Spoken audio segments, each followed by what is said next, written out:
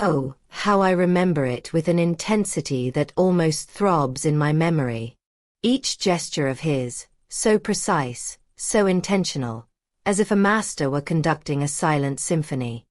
He murmured, almost like a distant whisper, while my mother, present there, displayed a serene, almost heavenly smile. In that soft half-light, the half-open door allowed me to observe everything, lying on the floor, like a silent witness to a moment that, in a way, shaped my existence. It was as if I were there, absorbing not only what I saw, but the very essence of how I came into this world. And, between you and me, this story is so fascinating, so rich in details, that it is almost delightful to relive it, word for word. My name is Sophie, and this story, it goes back to times that have already been lost in the flow of time. Today, by sharing these memories, I celebrate not only 2 decades of life, but also the journey that brought me here. I have yet to find someone with whom I can share my true essence, my soul in its fullness. But, that doesn't distress me. There is a certain peace in knowing that many people approach me out of interest. After all, I was endowed with physical attributes that, let's say, attract attention. But, deep down, I know that there is more to me than just that. My parents, they always enjoyed a comfortable, almost luxurious financial situation. When I reflect on the past, I realize that much of the attention they gave me was perhaps excessive, almost suffocating. But, at that time, I was in the midst of a process of discovery, a revelation that, later, I would fully understand. It was as if I was unveiling layers of myself, one by one, until I reached the core of my existence. I have always been a fan of going to bed early, because my daily activities were vigorous, almost exhausting. But there was something more, something that I felt in the air, in the jokes and comments around me. Deep down, I knew what they were hiding. Expressions like, "I'll finish the task later," or "later theirs," were uttered with a mysterious, almost complicit tone.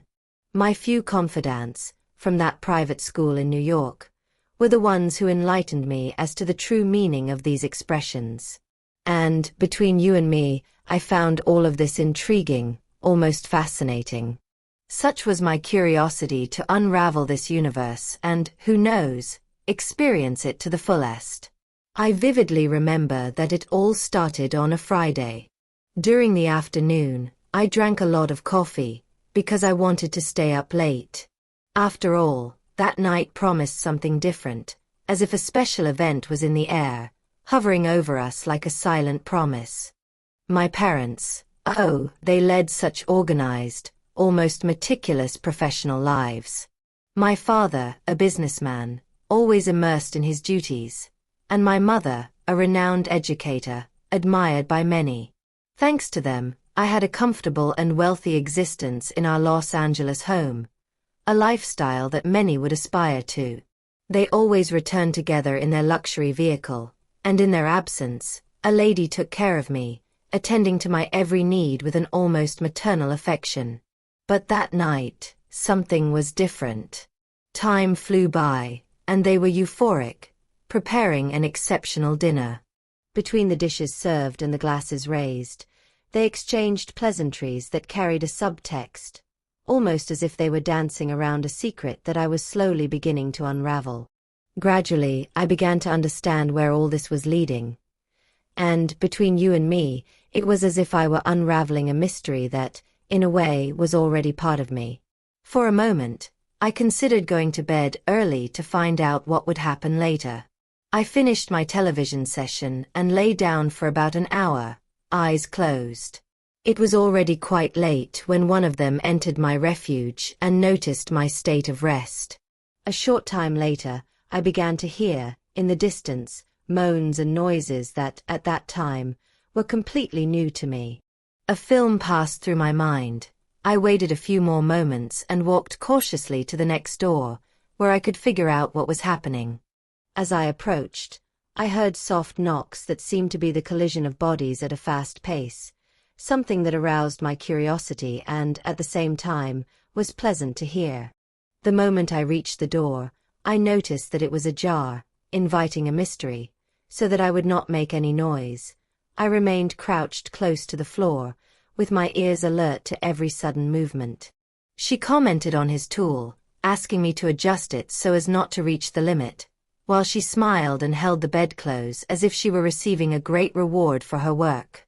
I observed each skill, each meticulously calculated movement, in an indescribable scene. Little by little, I felt excited to observe and learn about a new world.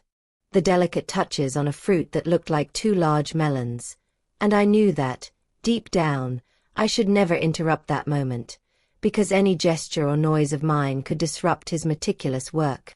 At one point, he removed the tool from its open box, and I began to understand why she asked him not to insert it all the way. The door, whose dimensions I cannot describe, certainly would not fit into any opening he wanted to work on. This removal was only to change the position, as she was already tired of receiving it that way. While they decided the best way to continue, he insisted that she use the tool on the back. She resisted a little, but promised that one day she would allow him to fulfill her wish. As time passed, she could not contain her joy, expressed by intense moans and words. I had already learned a lot there. After almost an hour of observation, I must admit that it also brought me a certain satisfaction. I heard some friends talking about enjoying the moment, and I did not know how to do it. My ears were attentive, awaiting the outcome of that intense activity. In the distance, I could hear the sweat, as if I were a 19th-century worker under a scorching sun. She was also sweaty, as if she were carrying a heavy burden towards an oasis. When he asked where he could finish his work with his tool, she gently indicated that the closer to the door, the better. At that moment, focused, he determined the exact spot she requested, but the commotion was so great that other places were involved. It was as if a flood had occurred in that room, something surprising that I observed as he smiled at having completed an excellent job. After finishing, she got up to turn off the lamp and leave the room in search of water. I had to leave so quickly that it took me no more than 20 seconds to return to my hiding place. It was a different lesson, something I do not mind revealing. Many would probably have different opinions about my views. When I touched the crimson fabric that covered the pleasure zones, I noticed that it was slightly damp, like a newly discovered stream. Did you like this story? Then leave a comment telling us what you thought, and, if you have experienced something similar, share it with us. Don't forget to like, subscribe to the channel, and activate the bell so you don't miss any new content. Here, we always bring life stories, reflections, and real experiences, all with great sincerity. Thank you for watching until the end and for being part of this journey. See you in the next video.